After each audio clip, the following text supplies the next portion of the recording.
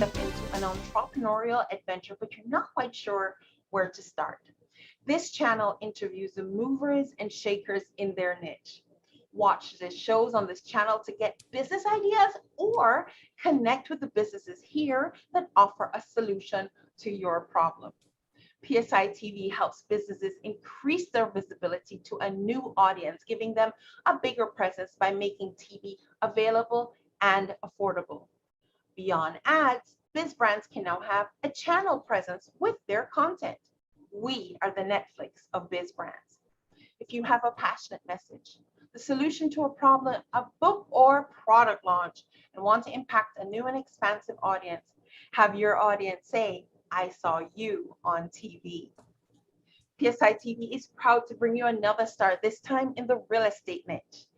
Anna Ducto is the owner of Limitless Mortgage, and she promises to make mortgages fun and give you the best mortgage experience, the one you actually deserve.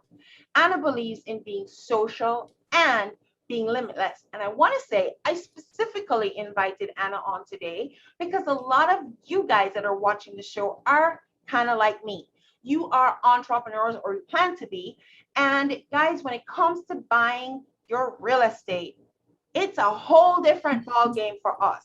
And I invited Anna here to just address that issue and give us some solutions. Anna, thank you for joining me today. Hi, Trace. Thank you so much. Thanks for having me. I appreciate it. It's nice to be in that entrepreneurial space once again here. And I love speaking and being around the small business owners, especially here in Tampa and Florida. Sweet. So, Anna, real estate is a huge lifestyle signature piece. And Sure. We all look to have our piece of the American dream. So I invited you here because there is a group of people that I'm hoping you can solve a huge problem for, Sure. the entrepreneurial group. As entrepreneurs build their business, many earn more than enough money to afford a house, but they find challenges to qualify for the mortgage because unlike their W-2 partners, they don't have the quick W-2 tax forms to show. So is this a trend that you're still seeing, and is this challenge to qualify as a self-employed or small business owner still the situation out there? Sure, absolutely. So I want to back up to, as far as making mortgages fun is a big deal to me, and because nobody wants to go through a mortgage process, right? So even the W-2s, nobody wakes up and goes, man, I can't wait to get my W-2s ready and all my documents. So imagine that times 10, like you said, with the self-employed. Of a lot of people are just overwhelmed by the process in general, and then slap on top of that, okay, you're self-employed or an entrepreneur, or you have business taxes and partnerships and personal taxes, and where to even start. So entrepreneurs and self-employed, they're not going away. They're still make up 1/3 of the population. In a recent study, that's like 54 billion people. And they still need to have a place to go to get a mortgage. And you touched on the fact of, it's a staple of what we're shooting for and what we want. And I got back into the business because I believe that the entrepreneur deserves the same experience as a W-2 employee. Just because we're entrepreneurs doesn't mean that we can't go through the same mortgage process and get the house that we want. So I think with the trend you're asking is, a lot of people just, as mortgage brokers, if you have two borrowers and one's self-employed and the other one is a W-2, well, you're going to want to take the easy loan because it's more work for the same amount of income.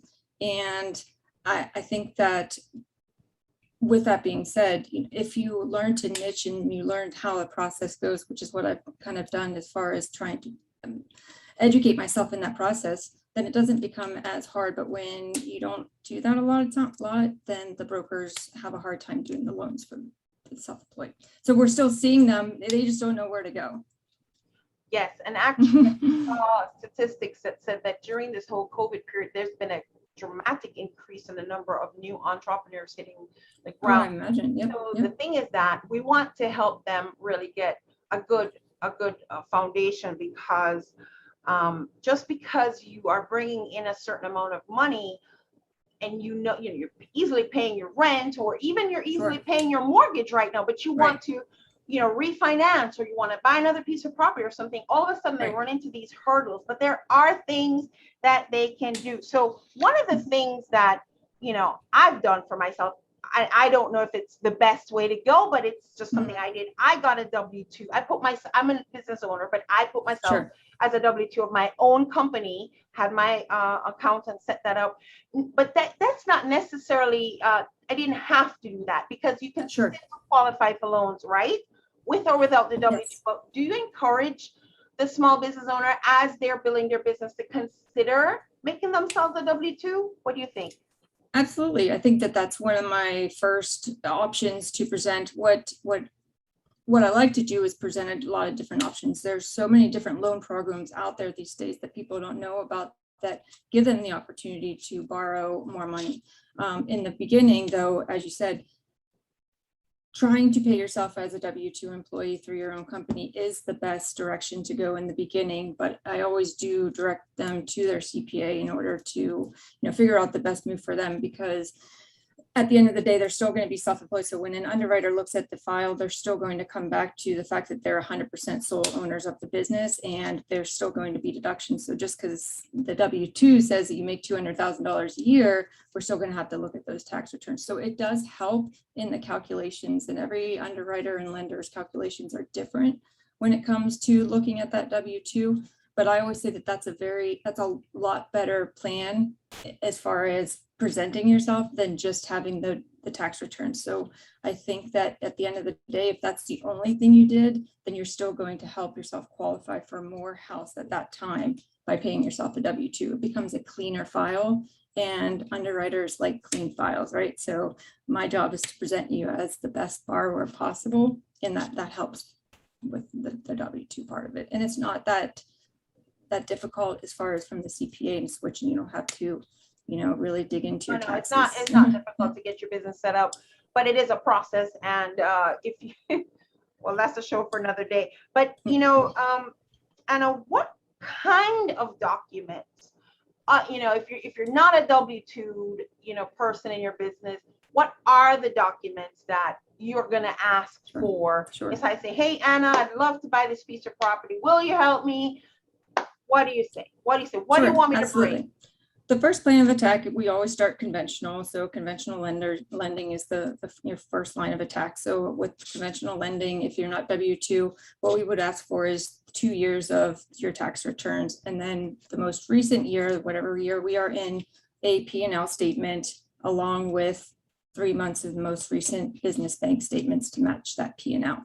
Now, if you have a CPA that will sign off on your P&L for that year, then you do not have to present your bank statements. A lot of times those, when you're presenting a P&L or when you have your CPA doing your P&L, it can be very costly. So a lot of times, as long as the last 3 months bank statements match up, I always tell people, let's do a quick P&L. It doesn't have to be fancy. It can be 5 lines of expenses and 5 lines, advertising, marketing, car. That's it. And just put it. It doesn't have to be any.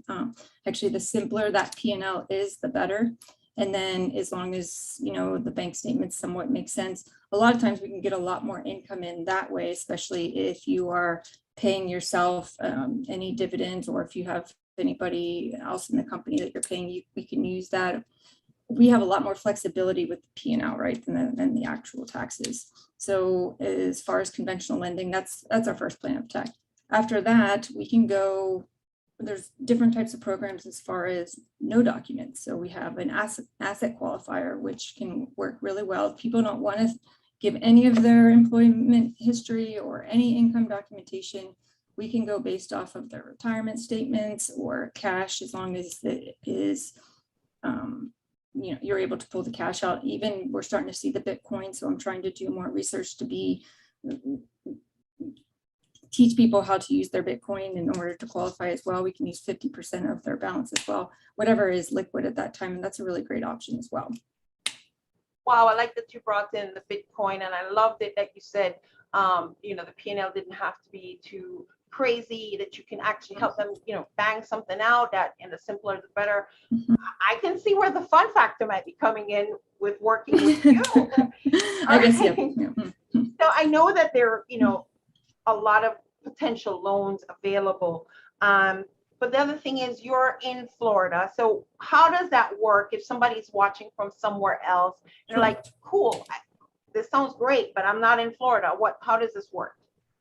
Well, all these programs are going to be national programs for the most part. They might be, some guidelines will be different from state to state, but for the most part, we're going to require all the same documents, especially if we're working with national lenders, which most mortgage brokers do. So these guidelines are going to be relevant to anybody that's living in any state. You're still going to want to have your taxes. You're still going to want to have your W-2s, should you need that, and your P&Ls. I do say too, as a last resort, as far as, looking forward, if you're not in a position to buy right now, and I might be going off topic a little bit here, but fun. What does it mean to work with Anna W-2? Yes. Well, I wanted to get back into, I did mortgages back in the day. I left the corporate for a while. I started a different company. And then before I started this company, I was just sick of the corporate world, being so, men, suit and tie, blah, blah. And I thought, I really love mortgages. I don't want to go back to the corporate world. Why can't we just make something that so super boring? I went to everybody's mortgage websites and everybody had the same, bank, little staple. And I just thought to myself, what about disrupting the mortgage world? Why can't mortgages be fun? Everybody looks at it as I come from also a fitness business and everybody dreads fitness too. And I said, well, if we can make things fun or at least entertaining, and then, at least it doesn't have to be something that you just dread. So nobody's going to want to talk to somebody about mortgages. I get that, but at least I'm going to try to bring my passion into it and have a good time with it. I don't have to, we don't have to be stuffy and serious in our suits all the time if we're talking about finance, but we can still be serious and have a good time and still take care of your money as well. Cool. So is there anything else you want to share? Just that there are, I wanted to touch on a couple of different programs that there are available too, because one is my favorite and it's a really good program for self-employed and entrepreneurs, and it's the bank statement loan. So this gives the opportunity for the entrepreneur to use their bank statements as income, and there's 3 different calculations that the underwriter can use. So we would take 12 to 24 months of your bank statements and basically come up with a gross monthly income. So we would take either 12, 20, if you provide 24 months, then you get a better interest rate. We divide it by the 24 months and we come up with your boom, taking all the deposits in. This works well too for people that are on tip or they're 1099 and they're just depositing, a lot of the Venmo apps. But as long as we're showing money in the bank accounts can actually commingle if you have a personal and a business. It's just a really great program to get a little bit more income should we need it. A lot of people don't know the debt to income ratio that we use. We try to stay under 40%, sometimes up to 50% of showing, what you bring in and what your debt, monthly debt income is. And this gives you an opportunity to kind of boost that gross income up a little bit, especially if maybe you don't have your taxes done. Here's an opportunity to do it this way. So that's a good one. And then the other one's the investor cash program, where again, we're not showing any income and we're not showing any business assets. All we're doing is showing that there is rental income coming in to cover the mortgage. And this is good for somebody that wants to get into real estate investing and they want to start building their portfolio. We can do up to 15 properties. And again, all we're showing is can that rental payment cover that mortgage? And if it can, then we're pretty much approved. So that's a great program as well. So that's some investment opportunity you're talking about right there. Yes, it gives the entrepreneur, a little side business. They do have to show that they've been in have a rental property or at least experience for 12 months. So however you can do that, and I can do regular investment loans to where you do a conventional lending, right? But after they have that first 12 months of seasoning, then moving forward, all we have to do up to 15 properties. And then once they show that, that's it. Wow, guys. There's obviously a little bit more guidelines, but it's a good one. It's a good one. It's becoming more and more popular and I'm seeing it more and more. Wow. Wow, I'm so glad I had you on today. So is there a minimum credit score, and should listeners be very careful about their credit if they're anticipating buying their lifestyle statement piece, their home, their, Yes. are Yes. are you going to encourage them about their credit score, and what would be the absolute minimum that you are prepared to work with someone? Absolutely.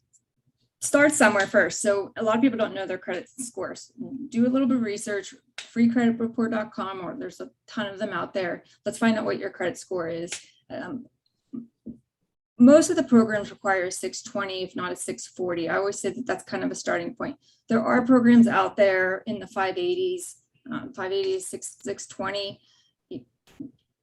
I always work with the client to help them understand how to rebuild that client, because sometimes there's really just a 20 to 40 gap there that we can really work with, and the difference in the rate is pretty big between a 580 and a 620. So let's start with the 620 and shoot for the 620 is what I tell people. 640 even better.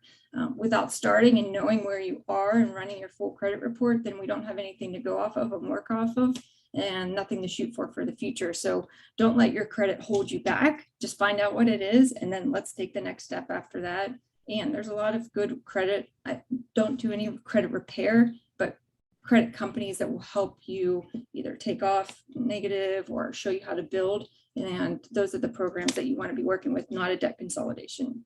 So in other words, Anna, if somebody contacted you and they didn't have the 640 score, you're going to kind of coach them for a little bit and say, hey, let's work on this, and here are some resources to help you get your credit score up and so forth. So in other words, you kind of nurture them a little bit until they're actually ready to work with you.